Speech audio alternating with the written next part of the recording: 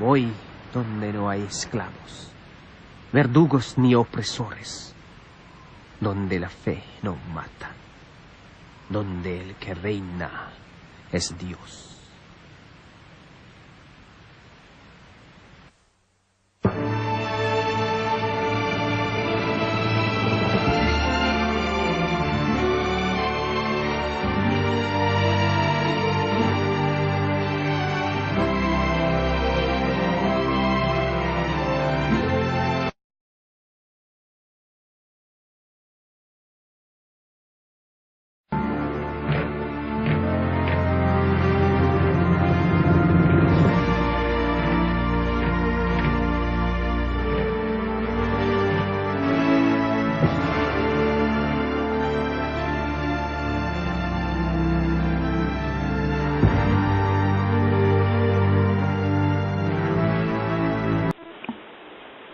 Hindi ba ninyo batid na marami sa mga Indyo, Mang? Padre Damaso, di ba ninyo batid na nasa tahanan tayo sa Indyo? Maaari masasama si Kapitan Tiago. Matagal lang pinagpalagay ni Tiago na siya hindi Indyo. Inuulit ko! Wala na makakatara sa amang ng mga Indyo.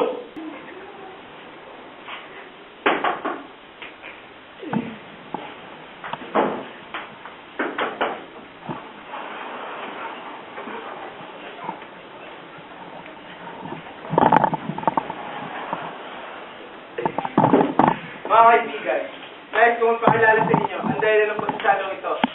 Ang anak ng nasiraot ay kaibigan, si Don Jesus Sumaybara. Kakarating lang niya galing sa Europa. Buenas noches, amigos, at sa mga kura ng aking bayan, at sa matalik na kaibigan ng aking ama, Padre Damaso. Patawarin niyo po sa aking pagkakamali. Hindi ka nagkakamali. Ako nga si Padre Damaso. Ngunit kailan may hindi ko naging matalik na kaibigan ng iyong ama.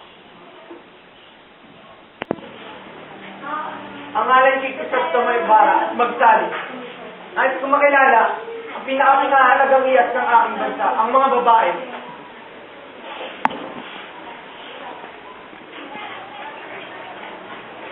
Senyor Ibarra, dahil 7 taong kayo na malagi sa ibang bansa, anong mahalagang bagay ang inyong natutunan?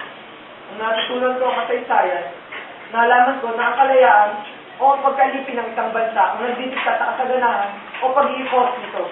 Nagawa mong listay ng iyong yaman para lamang diyan. Wala ano ba na isang mas mahalaga? Ikakambula! Kahit ang isang batay, alam yan. Papasalamat ako sa malagay ang loob ng ating dating kura sa akin. Pagpamay ninyo, galing pa ako sa isang mahabang biyahe. May aasikasuhin pa ako muna para sa Espanya at Pilipinas. Huwag ka muna umalis. Darating pa si Maria Clara. Bibisitahin ko siya bukas. Sa ngayon, may dapat muna akong asikasuhin. Nakita ninyo, ganyan ang nangyayari sa kabataang pinapadala sa Europa. Nagiging mayabang at mapagbataan. Kaya, narapat ng pagbawal ang pagpapadala ng kabataan sa Europa.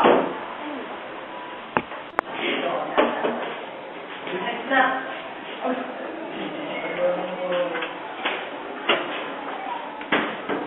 Magandang araw po, Tia Isabel. Magandang umaga din sa'yo, Ibo. Nandiyan po ba si Maria Clara?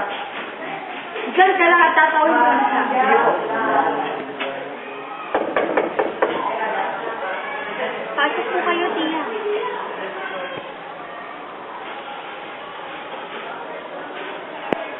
Tia, nalito na si Kusasto mo. Pag-iitayin mo pa ba siya? Hindi na po, Tia.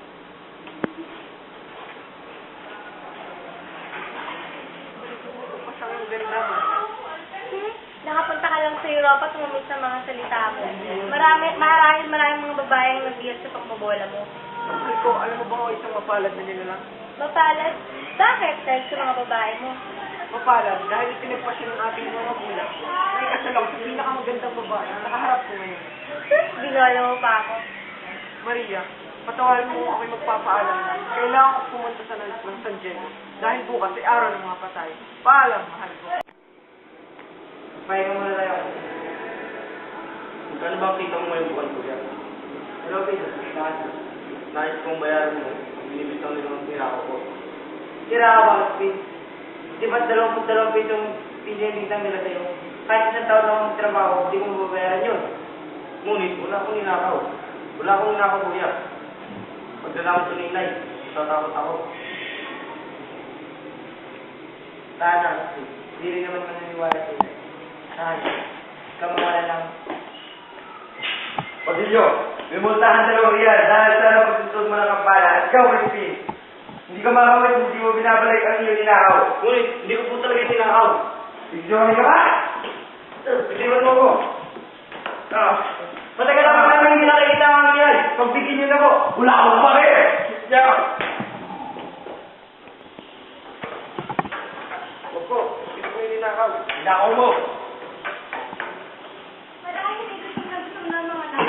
Kaya maghahanda ako ng masarap na pagkain.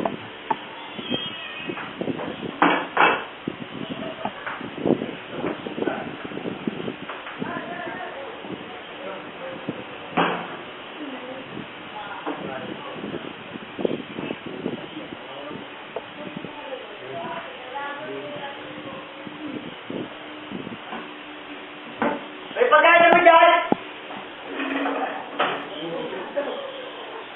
Wala naman sila. Ngunit, paano ang mga anak mo? Nasa na nga ba sila? Nasa kumbento pa, pero pauwi na rin sila. Ay, Inay! Iwan mo ba kayo? Inay! Silvio! Anak ko! Ano nangyari sa'yo? Bakit ka umiiyak? Bakit ka sugatan? Lumakad po ako sa kumbento. Sige, sige po.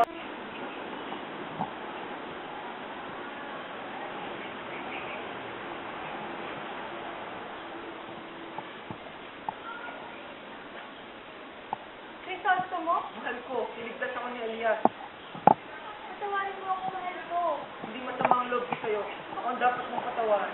Dahil kailangan ko nang lumayo sa'yo. Sa lugar na ito. Hindi. Hindi mo kailangan humingi ng tawad. Dahil sinisigurado ko, mag-aalinlangan kapag nalaman mo. Nalaman kung ano. Kung ang ako ay pinag-usaman mong si Padre Damaso. Paano? Basta lagi mong tatandaan, kahit nasan ka man, ikaw lang iibigin ko ang Risolto mo. Paalam, Maresa.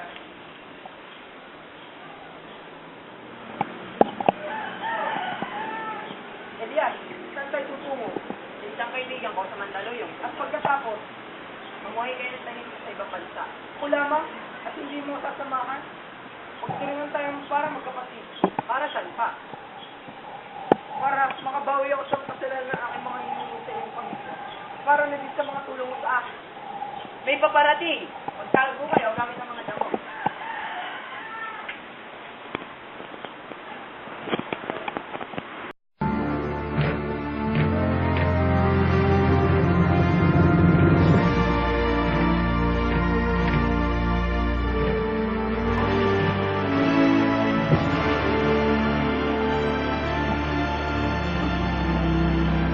May pagkain na ba yan?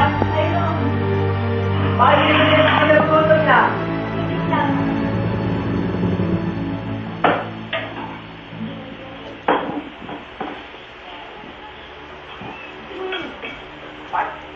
Ikaw mo dapat pagkain.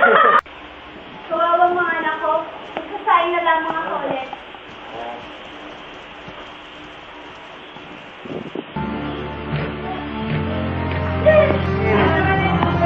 Medyo, sarap. Game! Ulit ko! Wala nang makakatalo sa amang mga ng mga Indio.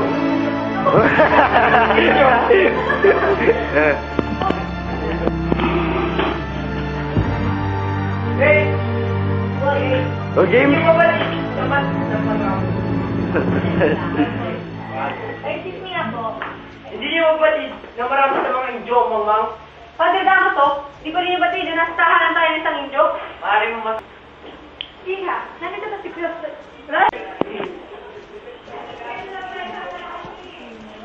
Teka lang. Teka lang daw, teka lang. Malayo na gusto ng mga anak ko. Kaya maghahanda ako ng masarap.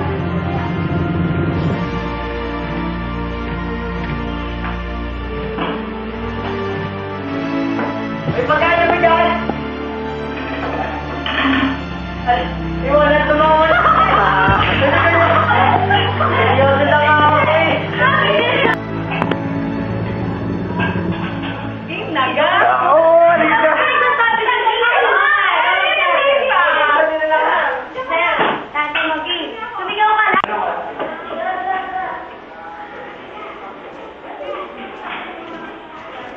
Magandang araw. Ulit-ulit mo. Game.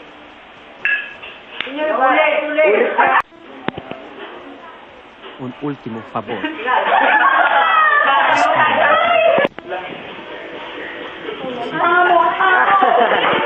Itong taon ninyong namalagi sa ibang bansa, anong mga pinakamahalagang bagay na natutunan? No me disparen Ang nella cabeza. natutunan ko ang kasaysayan, nalaman ko, Ano yun?